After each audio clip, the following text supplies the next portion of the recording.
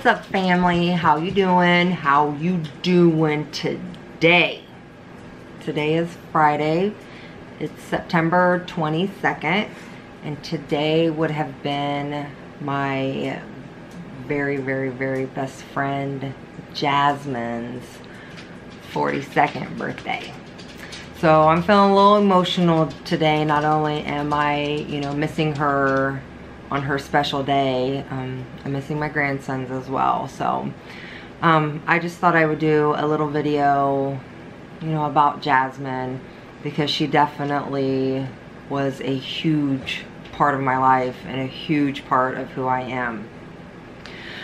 Jasmine and I actually met when we were, Ruby, she's at the back door, watch for her. We actually met for the very first time when we were like 10, and her mom was a beautician. So my mom had heard from one of her friends about, Jasmine's mom, and we went over to her apartment and she was going to cut my hair. Now, when I was younger, you guys, like, my hair was crazy.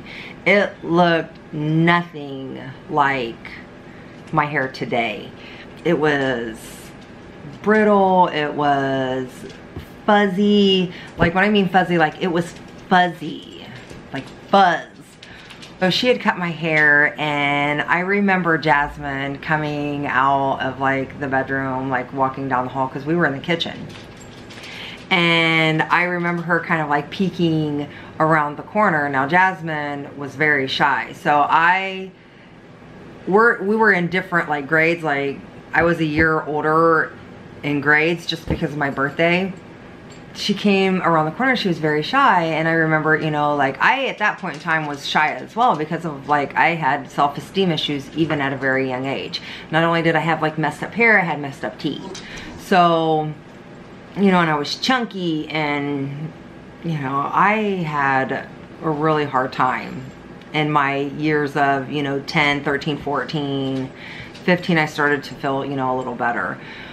We didn't really, like, we kind of made small talk a little bit, but we kind of, like, my mom left. We went to different schools at that point in time, and eventually I had ended up at the same school that Jasmine was at, and we became friends in middle school. So where I went to school, like, it went like 7th through 12th was the grades in one school. So I was an 8th grader, she was a 7th grader, and we became friends, and we had been friends ever since. She was a phenomenal person. She had such a huge heart, and over the years we, hung out, we, did everything, together. And there were, times where, we didn't get along the greatest, or, we didn't talk, but we ended up pregnant around the same time. Her oldest daughter, Simone, is 2 weeks older than Bianca to the day. So having, our babies close in age when they were little, we got to kind of raise them together. And, like, my children always called her Aunt Jasmine, and I always called her my sister. Like, she definitely was my soul sister. Our second children, I had Alexis in March, and she had her son, Isaiah, in August. So even though they weren't the closest, we always called them two the twins, because when they were growing up, like, they could have been twins. And both of her children are beautiful people. I just can't even fathom being them and going through the situation that they did. Jasmine passed away February 6th of 2012 from cancer. Her cancer, she went in, I remember her calling, I was laying in bed, and it was, it was late at night, and she called and she was like, I've kind of had some cramps, like in my back, like my back's hurting, you know, I think I'm gonna go to, you know, the emergency room. I told her, like, if she needed me, you know, just to let me know, like, keep me posted. But she said that she would be fine, so she, you know, she went. She had called then and said that they were going to do surgery for gallbladder. So when they checked out and surgery for the gallbladder, they found a spot on her liver. So it was cancerous, and she ended up, you know, taking the PET scan, and that cancer had spread numerous, you know, like vigorously, I should say. It's spread all over. So this, at that point in time, this was December, the beginning of December. I'm so sorry, you guys, end of November for her surgery around Thanksgiving, and then she went to have the scan in December and found out that, you know, like, it was very rapid. She was in stage 4. Jasmine unfortunately passed away on February 6th. She ended up being in Florida with her family. Like, they ended up taking a vacation to Florida. Doctors okayed for her to go. That's where she always said that she was the closest to God. And we always talked about, you know, going on vacations down there together, and thought that we would have, you know, a lifetime to do that. I remember exactly when her sister called. Her sister called me. I had just picked up the girls from the Boys and Girls Club. Boys and Girls Club was on one part of Fort Wayne. We lived on the, you know, other part of Fort Wayne. So I was, you know, coming home, and we was going down, you know, like we were going around a curve, and I remember getting the phone call, and it was her sister, and she was like, you know, Jasmine wants to talk to you. Now, mind you, at this point in time, Jasmine couldn't talk. She could make noises. If there was anything, you know, like her sister had said, if there was anything that I needed to say, that I needed to say it then.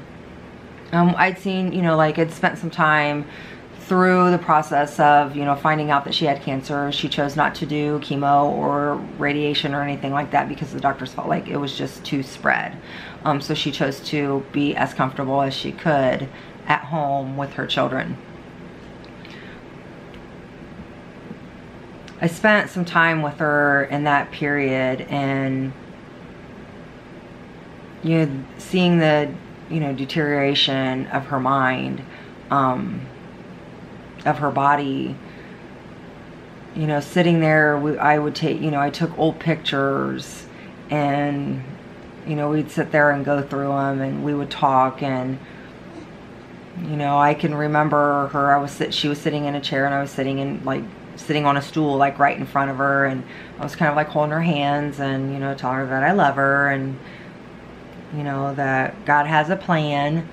And I remember her looking at me, and she was like, you know, Jen, like, I'm gonna die, like, I'm gonna die. You know, I didn't cry for the longest time. I tried to be very strong for her and for, you know, our children and our families. And so getting the phone call of, you know, like, what I needed to say to her, you know, like, if there was anything that I needed to say, is that I just told her, you know, Jazz, like, I love you. You're my soul sister. You know, I'll always, always remember the friendship and the bond that we had.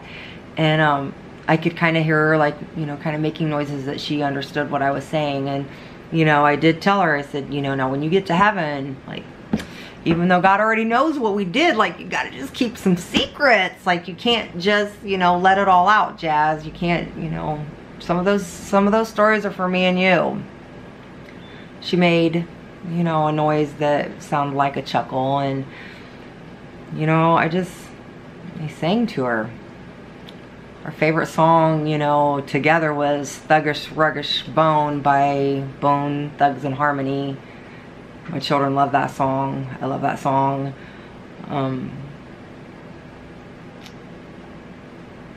That was pretty tough, because by the time I got home, you know, got the kids settled in. I had another phone call that, you know, like she had went home.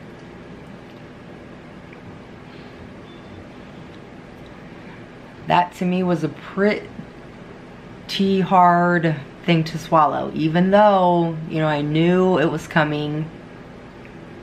I couldn't imagine myself living my life without her, because she was such a big part of it. I couldn't imagine, like, even today my life would be totally, you know, different per se. I'd still be married to my husband, I'd still have my same kids, I'd still be where I'm at, but just me, who I am, would be totally different. I still didn't cry as much like I cried, you know, that night, and I was very sad. And, you know, by the time her funeral came, you know, we went through it all. I kept it together. Me and another one of our friends had, you know, lit the candles, and I, you know, I was good. I accepted it. She comes, you know, where they take them down, you know, the pallbearers take them down to the middle of the aisle of the, you know, church to, you know, go out. Another one of our favorite songs was Louis Armstrong, What a Wonderful World. And she'd always be like, Jen, like, go as deep as you can go. Like, sing it as deep as you can go. There would be times where I'd sing it so deep, like I'd start coughing because I was trying, you know, and then we'd laugh and have fun and, you know, giggle. As soon as that song came on and she walked, you know, they walked past me with her, I knew that was it. That I would never physically see her again. And I lost it. I couldn't stop crying. Charles was right beside and came up close. All the girls came up, you know. My cousin came down the aisle and she was like, you need to come with me now. So my cousin took me into the hallway. And I just cried. And was selfish and, you know, like, why did she have to go? She was such a good person. Why her? Why didn't, you know, things turn out differently when it came to the cancer? And, you know, what was life going to be like for her children? At that point in time, her children were 13 and 11. And I think about her every single day. I miss her every single day.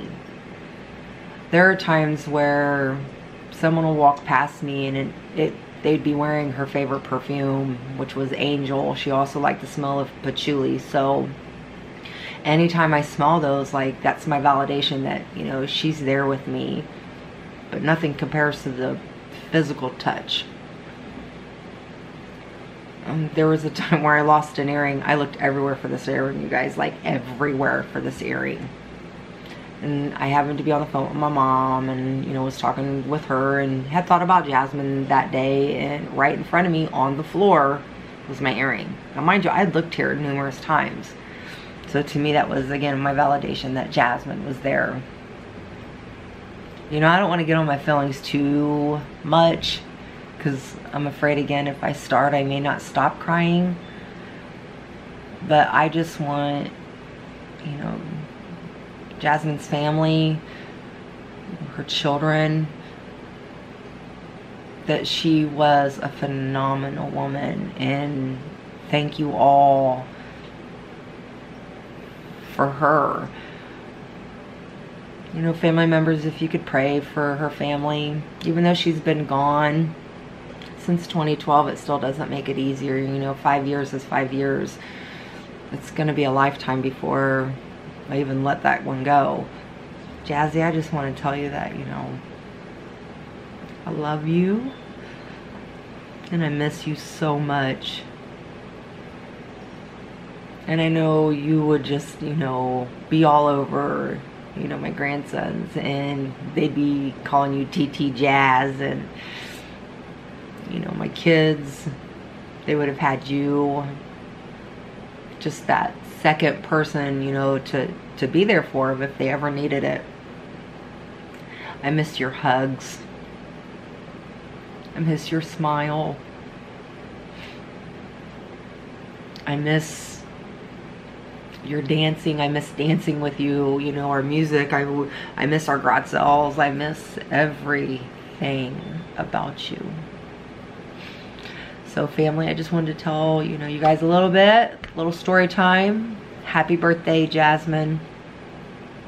You will be forever my soul sister. Exactly that. My soul sister. She's with me every day. So don't forget to subscribe. Turn your notifications on. Like, comment, and share with all of your family and friends. And please just just give a shout out. Happy birthday, Jasmine. Her children, Simone and Isaiah. You know, have them, you know, get them uplifted as well, fam. So until next time, she would love this. We love this movie. Spirit fingers. I love you.